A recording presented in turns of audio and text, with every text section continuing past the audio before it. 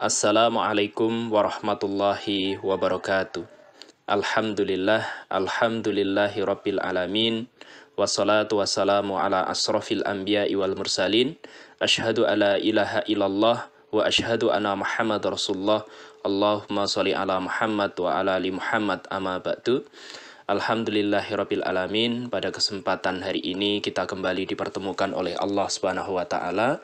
Mudah-mudahan dalam kondisi yang terbaik, dalam kondisi yang tidak kurang suatu apapun, keberkahan, rahmat dan hidayah Allah mudah-mudahan senantiasa bersama kita.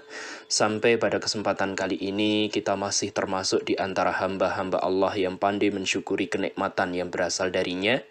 Ada sekian banyak kenikmatan yang hari ini bisa kita rasakan, ada sekian banyak kenikmatan yang bahkan tidak terbetik dalam hati kita.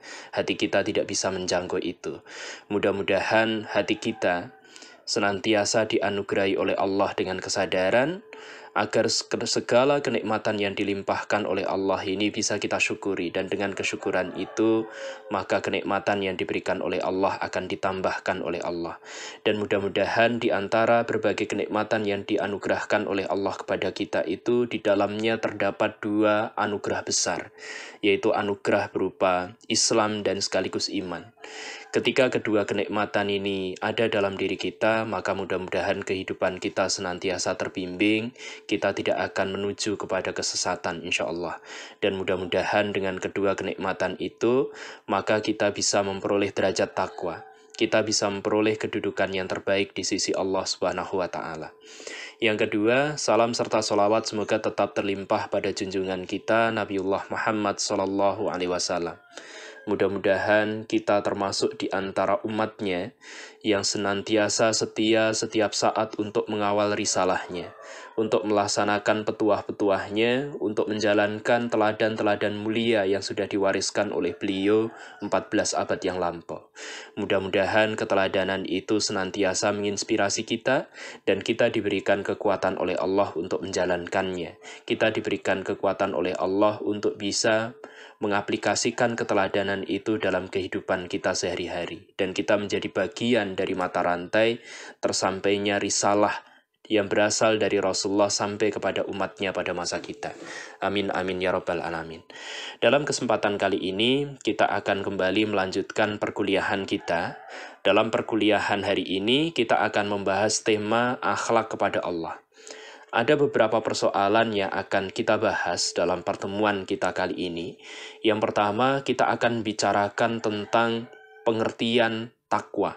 Apa yang dimaksud dengan ketakwaan itu, kemudian apa manfaat atau urgensinya bagi kehidupan kita. Kemudian pada bagian yang kedua, jadi terkait dengan akhlak kepada Allah ini, kita juga akan bicarakan tentang bagaimana mencintai dan sekaligus mematuhi Allah. Di situ kita akan bicarakan tentang metode atau cara atau kiat yang bisa kita lakukan untuk mencintai Allah.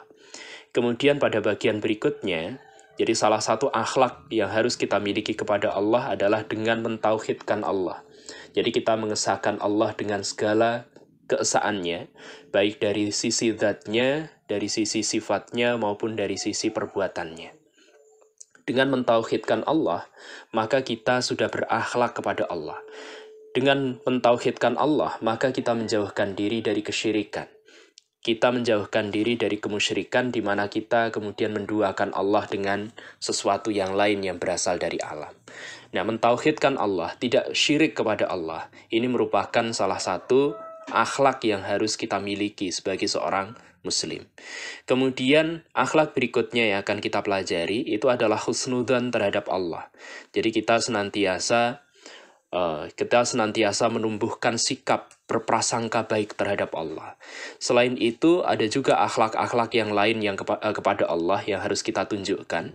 Di antaranya adalah tawakal, syukur, kemudian haya, taubat, senantiasa berzikir, senantiasa berdoa kepada Allah, dan seterusnya.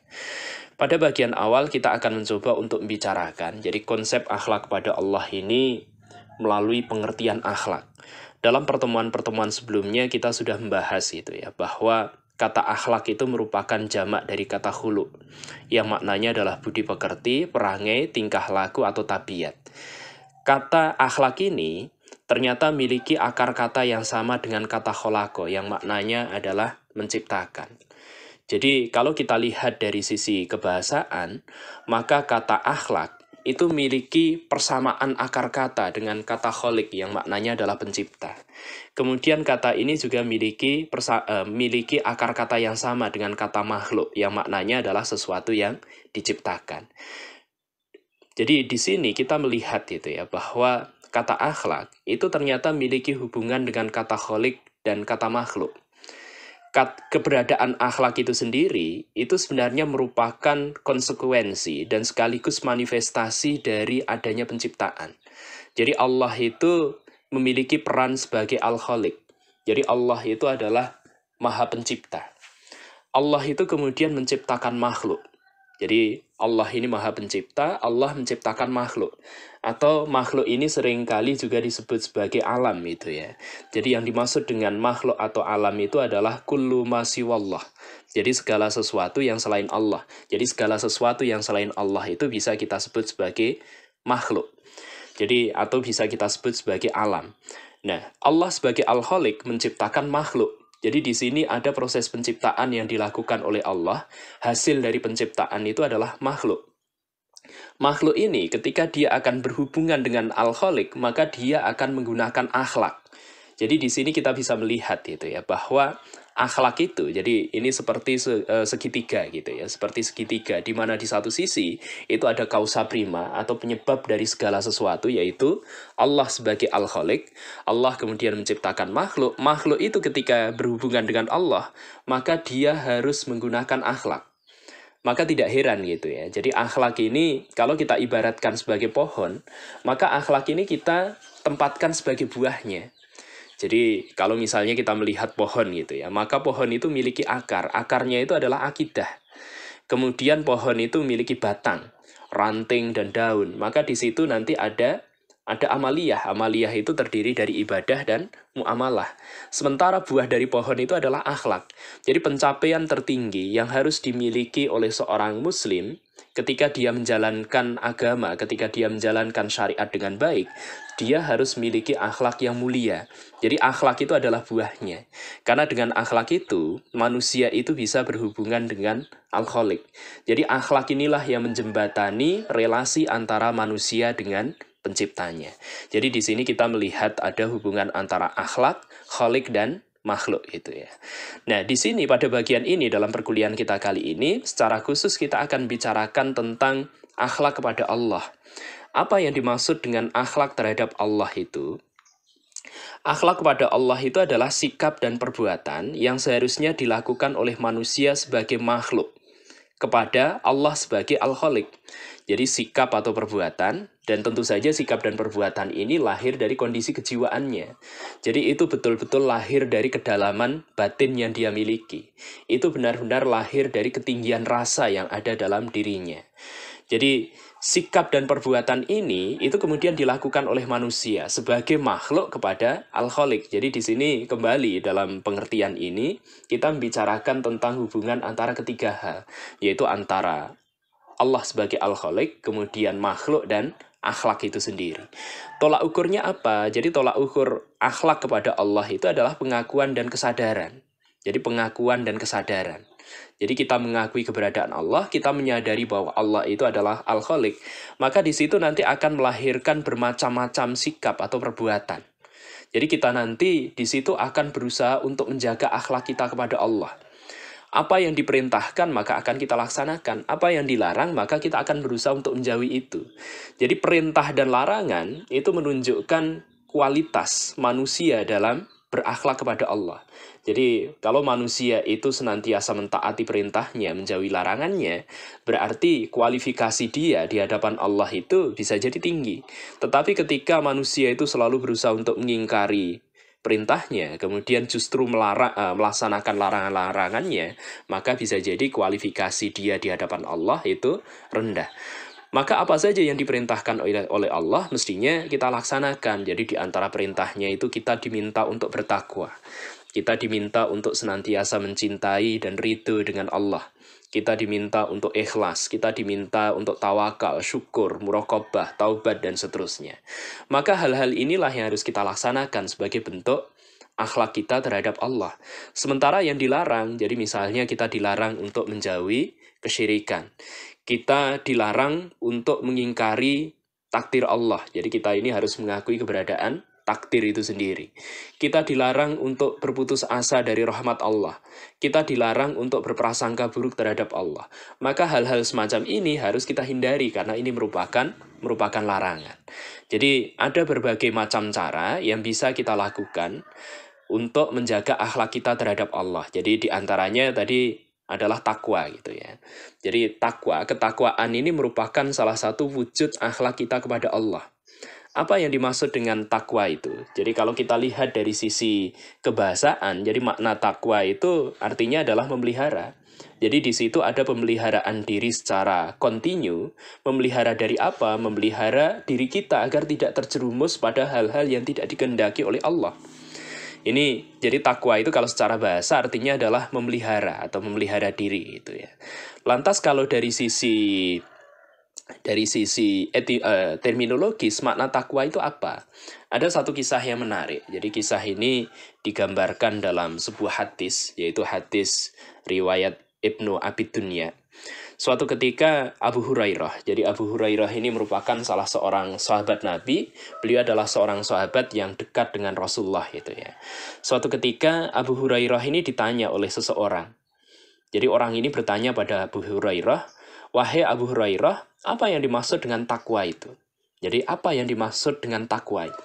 Pertanyaan ini nampaknya sederhana, tapi ya tidak sesederhana pertanyaannya. Jadi saat itu Abu Hurairah kemudian memberikan jawaban, dan jawabannya itu adalah jawaban yang berupa berupa penalaran. Jadi Abu Hurairah kemudian memberikan sebuah ilustrasi. Beliau membuat sebuah gambaran. Jadi beliau mengatakan, pernahkah engkau melewati sebuah jalan dan engkau melihat jalan itu penuh dengan duri? Bagaimana tindakanmu untuk bisa melewatinya? Ini jadi Abu Hurairah kemudian balik bertanya ketika ada orang yang bertanya, "Wahai Abu Hurairah, apa yang dimaksud dengan takwa itu?" Beliau kemudian balik bertanya, "Pernahkah kamu melewati sebuah jalan dan di jalanan itu kamu melihat ada banyak duri? Bagaimana tindakanmu ketika melewati jalan yang penuh dengan duri itu?" Ini pertanyaan dari Abu Hurairah.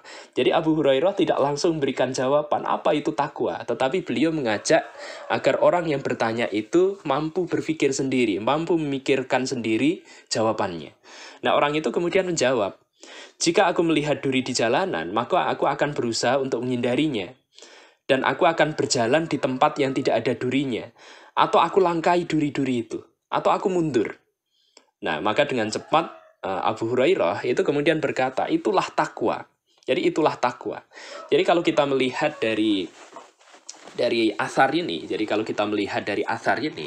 maka kita menemukan bahwa dalam konsep ketakwaan itu di dalamnya ada proses kehati-hatian. Dalam ketakwaan itu di dalamnya ada proses untuk pemeliharaan diri. Kata takwa menurut Buya Hamka dalam tafsir beliau, yaitu tafsir Al-Azhar, jadi salah satu tafsir yang ditulis dalam bahasa Indonesia oleh ulama Indonesia. Jadi kata takwa itu diambil dari rumpun kata wikoyah, yang maknanya adalah memelihara. Jadi dalam takwa itu ada pemeliharaan hubungan baik antara diri kita dengan Allah. Memelihara untuk apa? Memelihara agar jangan sampai terperosok pada perbuatan yang tidak diridhoi oleh Allah. Kita memelihara segala perintahnya agar bisa kita jalankan. Memelihara kaki kita agar tidak terperosok dalam lumpur atau duri. Jadi kaki kita itu tidak celaka. Jadi di situ ada unsur pemeliharaan, ada unsur kehati-hatian. Jadi takwa itu, jadi dengan demikian tidak dapat diartikan sebatas takut saja kepada Allah. Jadi takut kepada Allah itu hanya bagian kecil dari ketakwaan. Jadi masih menurut Buya Hamka, jadi dalam takwa itu terkandung rasa cinta kasih, kemudian terkandung harapan, terkandung kecemasan. Dalam takwa itu ada tawakal, ada ridho, dan sekaligus ada ada sabar gitu ya. Jadi takwa adalah pelaksanaan dari iman itu sendiri dan sekaligus pelaksanaan dari amal soleh. Jadi dengan melaksanakan keimanan, jadi kalau kita sudah memiliki keimanan dalam diri kita, kemudian setelah itu kita melakukan amal soleh, maka diharapkan takwa itu akan muncul. Jadi ketakwaan itu akan muncul. Bahkan dalam kata takwa itu terkandung juga satu makna, yaitu keberanian. Jadi orang yang takwa itu mestinya memiliki keberanian. Jadi ada keberanian di dalamnya. Jadi takwa ini juga merupakan salah satu perintah dari Allah gitu ya. Ya ayyuhalladzina amanu taqullaha haqqa tuqatih wa la tamutunna illa wa antum muslimun.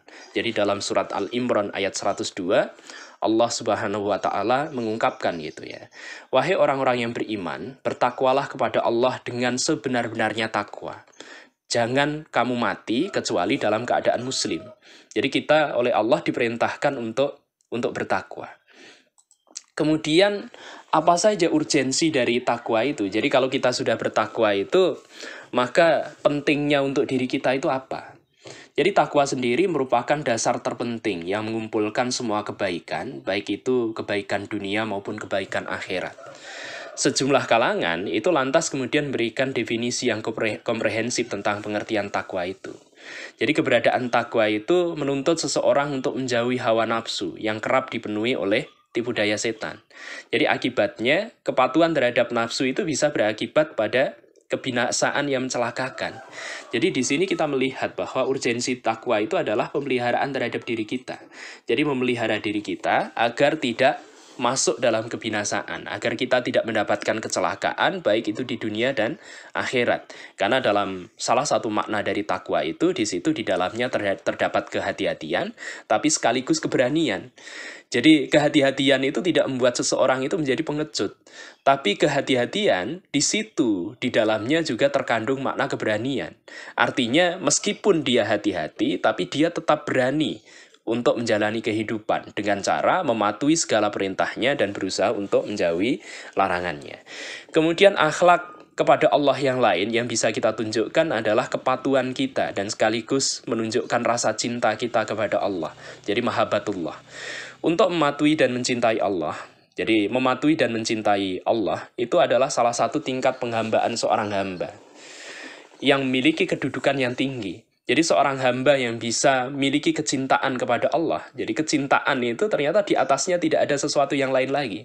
Jadi tidak ada tingkat penghambaan di atas cinta. Jadi ketika seorang itu sudah mahabbatullah, maka diharapkan dia ini bisa memperoleh ma'rifatullah. Jadi hasil dari buah cinta kepada Allah itu di dalamnya nanti bisa kita ini merasakan apa ya? Jadi kerinduan, ketenangan hati, kemudian kita selalu berusaha untuk mendapatkan keridhaan dari Allah Subhanahu wa taala dan seterusnya.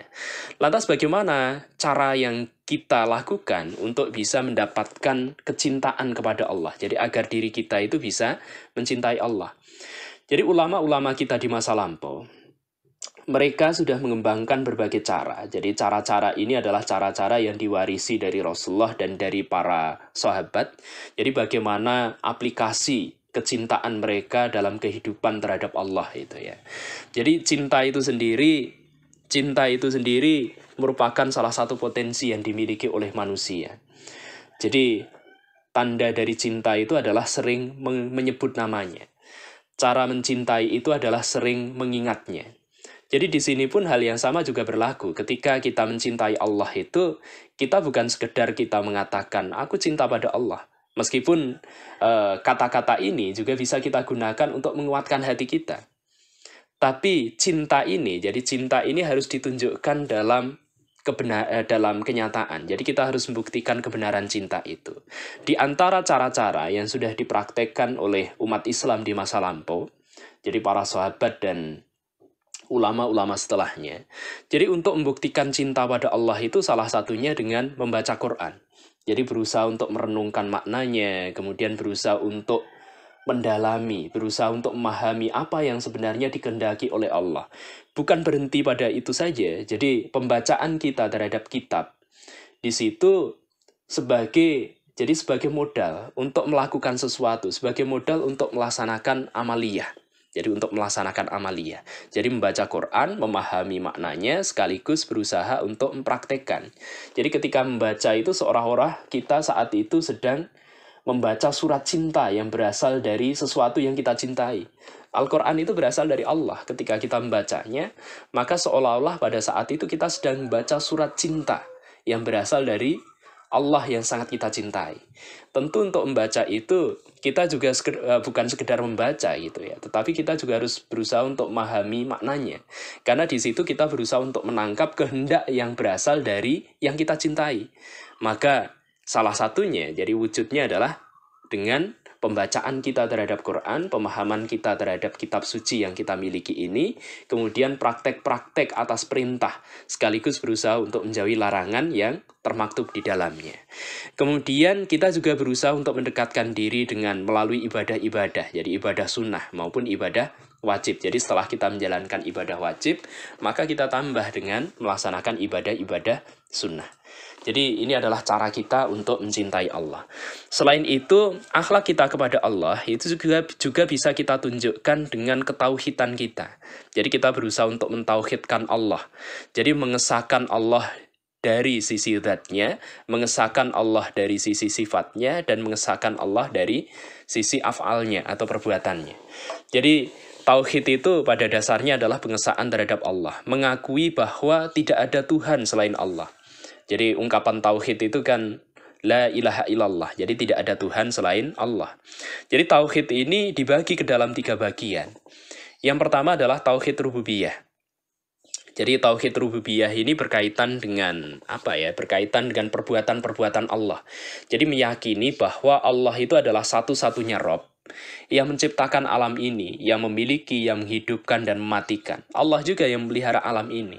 Jadi tidak ada sesuatu yang lain yang memelihara alam ini kecuali atas persetujuan Allah. Dan tidak ada yang menyaingi Allah dalam persoalan ini. Jadi kalau ada yang kemudian mengatakan yang menciptakan alam semesta ini adalah dewa ini, misalnya. Maka kita sebagai seorang muslim, kita sebagai seorang mukmin wajib untuk tidak percaya. Karena satu-satunya yang menciptakan alam semesta itu adalah Allah. Jadi ini adalah tauhid rububiyah. Jadi tauhid yang berkaitan dengan penciptaan. Jadi satu-satunya Rob, satu-satunya Tuhan yang menciptakan alam semesta ini adalah Allah.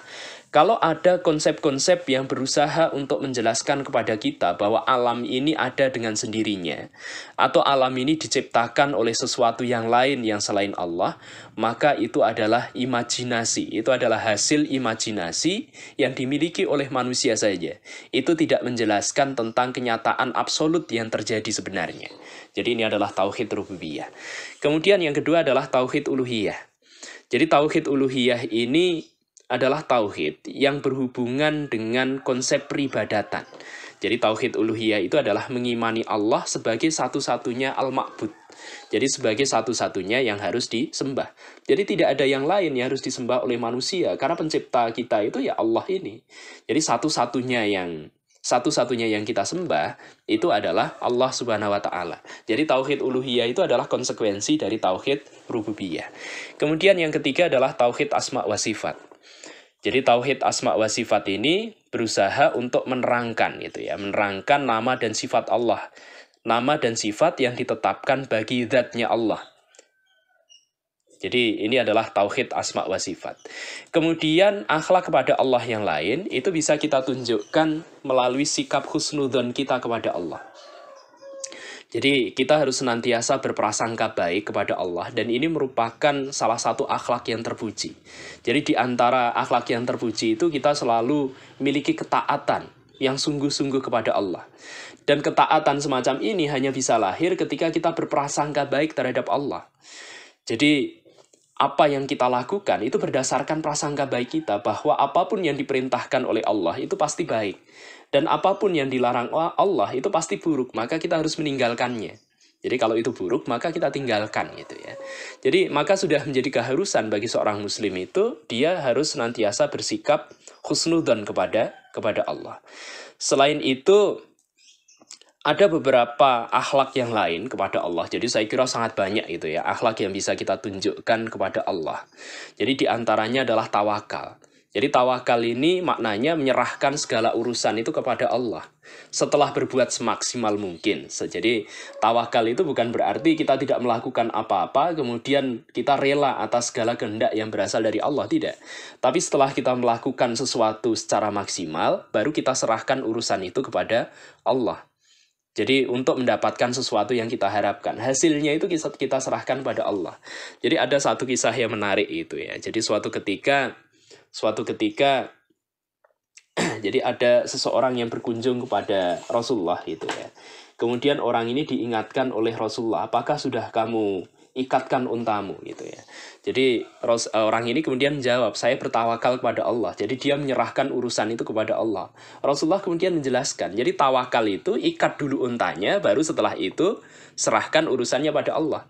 Ya kalau tidak diikat ya unta itu makhluk hidup, tentu dia akan melakukan perjalanannya sendiri gitu ya. Jadi dia akan melanjutkan perjalanan, mungkin akan hilang. Jadi agar unta itu tidak hilang, maka kita harus berusaha dulu. Jadi usahanya di situ adalah mengikat unta.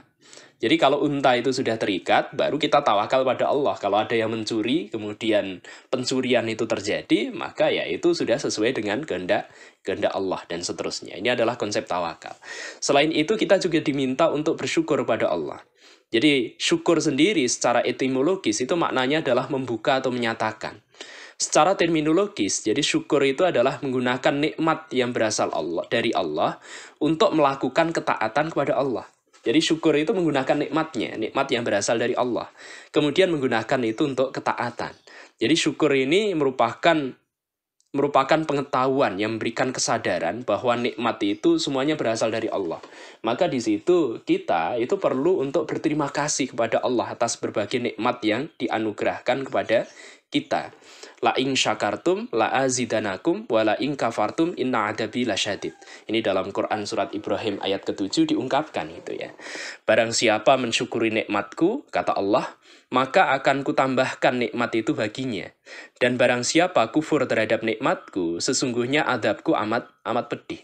Jadi kesyukuran ini merupakan salah satu akhlak kita kepada Allah. Jadi untuk menunjukkan bahwa diri kita itu memiliki sebuah kesadaran. Jadi Allah ini sudah memberikan beraneka ragam nikmat, tentunya kenikmatan itu meskipun ada yang kita sadari dan ada yang tidak kita sadari.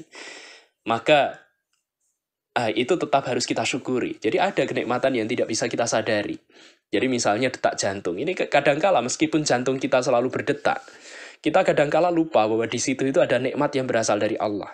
Dan itu harus kita syukuri gitu ya. Maka mudah-mudahan kita termasuk orang-orang yang mudah diingatkan oleh Allah dan tidak perlu diingatkan dengan sesuatu yang justru apa ya. Jadi dengan teguran halus saja, mudah-mudahan kita ini menjadi pribadi yang mudah ingat dengan Allah, mudah ingat dengan nikmat yang berasal dari Allah. Kemudian salah satu akhlak yang kita miliki kepada Allah itu adalah munculnya sifat malu dalam diri kita, yaitu al-haya itu ya. Al-haya itu adalah malu. Jadi karena dengan sifat malu itu, jadi keberadaan malu itu, maka kita ini akan memiliki keengganan untuk melakukan sesuatu yang tidak baik. Jadi malu itu akan menjaga diri kita dari perbuatan-perbuatan tercela. Ya awal-awalnya bisa saja kita ini sekedar malu terhadap manusia. Malu terhadap manusia saja kadangkala bisa mengurungkan niatan-niatan buruk untuk kita laksanakan. Apalagi ketika kita sudah sampai pada tingkatan yang lebih tinggi, yaitu malu terhadap Allah. Jadi al-haya'u la ya'ti bil khair, bi khair gitu ya. Al-haya'u la ya'ti ila bi khair. Jadi malu itu tidak mendatangkan sesuatu kecuali kebaikan. Jadi dengan adanya rasa malu, maka mudah-mudahan gitu ya. Mudah-mudahan kita ini senantiasa terpelihara dalam kebaikan. Jadi kita tidak akan terjerumus pada hal-hal yang keliru. Kemudian akhlak kepada Allah yang lain itu bisa kita tunjukkan melalui konsep taubat. Dengan senantiasa memelihara zikir. Jadi memelihara zikir. Kemudian kita selalu berdoa kepada Allah. Jadi taubat ini merupakan salah satu amalan yang disukai oleh Allah. Innallaha yuhibbut tawwabina wa yuhibbul mutatahhirin. Jadi Allah itu menyukai orang-orang yang bertobat dan menyukai orang-orang yang senantiasa mensucikan dirinya. Jadi makna tobat itu adalah berusaha untuk menyesali. Jadi kalau misalnya kita melakukan perbuatan buruk di masa lampau atau perbuatan-perbuatan yang memiliki nilai negatif gitu ya, maka kita berusaha untuk menyesali itu. Kemudian kita berusaha untuk tidak mengamalkannya kembali. Jadi bukan hanya sekedar penyesalan. Jadi tobat itu bukan sekedar tobat lombok kata orang Jawa itu ya. Hari ini kita merasakan pedas, besok kita makan sambal lagi. Jadi bukan semacam itu. Jadi tobat itu menuntut penyesalan sekaligus diiringi dengan perbuatan untuk menjauhi perbuatan yang keliru tersebut. Jadi kalau kita melakukan sesuatu yang keliru, maka kita berharap tidak mengulangi kembali pada masa yang akan datang. Kemudian kita juga diminta untuk senantiasa berzikir. Jadi dengan zikir itu kita akan mendapatkan ketenangan hati. Jadi kata zikir itu, kalau kita lihat secara etimologi, itu maknanya adalah mengingat, memperhatikan, mengenang. Jadi itu memelihara ingatan dalam diri kita gitu ya. Jadi memelihara ingatan. Dan zikir ini merupakan tiang yang paling kuat untuk menuju Allah. Jadi untuk bisa mendapatkan ridho Allah, maka salah satu itu ya, jadi salah satu cara, salah satu metode yang bisa kita tempuh, itu dengan perbanyak zikir. Senantiasa mengingat keberadaan Allah, mengingat nikmat-nikmatnya, kita tidak kufur terhadap berbagai anugerah yang berasal dari Allah. Jadi lisan kita, hati kita, bahkan perbuatan kita, itu kita arahkan untuk berzikir kepada Allah. Jadi senantiasa mengingat Allah. Kemudian yang terakhir adalah memanjatkan doa. Jadi selalu berusaha untuk berdoa kepada Allah, memohon gitu ya. Jadi membawa hati kita, membawa jiwa kita kepada yang maha tinggi. Jadi doa itu nanti akan menuntun diri kita untuk mendekati Allah. Ya, kita meminta segala sesuatu kepada Allah. Karena Allah itu adalah tempat bergantung kita. Tidak ada sesuatu yang lain yang bisa menjadi tempat bergantung kita. Jadi sejati-jatinya tempat bergantung itu hanya Allah itu ya. Karena itu maka doa, jadi ketika kita berdoa kepada Allah, itu merupakan salah satu akhlak kita kepada Allah. Karena doa itu sendiri diperintahkan oleh Allah gitu ya. Jadi ini beberapa hal yang perlu kita lakukan gitu ya, untuk senantiasa melihara akhlak kita kepada Allah. Selain itu, banyak sekali gitu ya. Saya kira banyak sekali akhlak yang bisa kita terapkan agar kita senantiasa bisa berakhlak kepada Allah. Jadi yang lain nanti bisa Anda pelajari sendiri insya Allah. Saya kira itu perkuliahan kita pada kesempatan kali ini. Mudah-mudahan ada manfaat yang bisa kita peroleh. Segala sesuatu kebaikan itu berasal dari Allah. Kita senantiasa berharap agar kebaikan-kebaikan itu senantiasa bersamai kita. Dan kita diberikan kesadaran sekaligus kekuatan oleh Allah untuk bisa melaksanakan itu. Dan mudah-mudahan kebaikan itu bukan hanya kebaikan yang berhenti di dunia, tetapi akan membawa kebaikan juga kepada diri kita sampai di akhirat nanti insya Allah. Saya kira itu pertemuan kita hari ini. Mohon maaf atas segala kekeliruan. Billahi taufik wal hidayah. Wassalamualaikum warahmatullahi wabarakatuh.